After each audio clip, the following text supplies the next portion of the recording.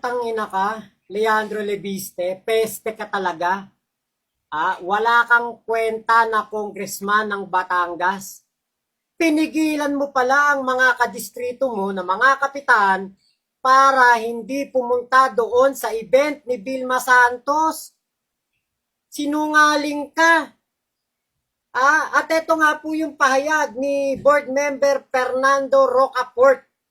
Siya po ang ABC President ng probinsya ng Batangas. At sabi nga po niya, isa pong kasinungalingan ng pahayag ni Congressman Leandro Lebiste na ako ay may sinabihan na hindi sila pwedeng makakuha ng SCPF program ng Pangulo dahil tampo si Governor Vilma Santos Recto. Ang katotohanan dito ay may mga kapitan mula sa unang distrito ang humingi ng paumanhin dahil hindi sila makakapunta dahil sila ay pinigilan at tinakot dumalo ng kanilang congressman. Utangin na mo ka, Leandro Lebiste.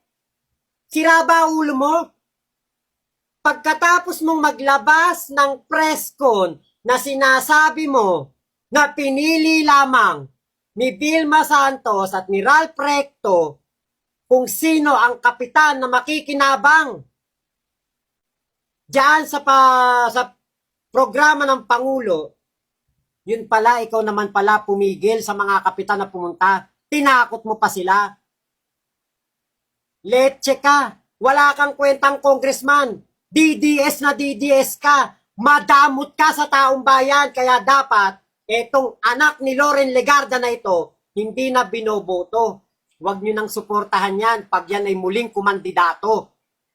Puro katarantaduhan, puro kasinungalingan, puro kaululan. Utang ina ka, Leandro Lebiste, peste ka sa Pilipinas.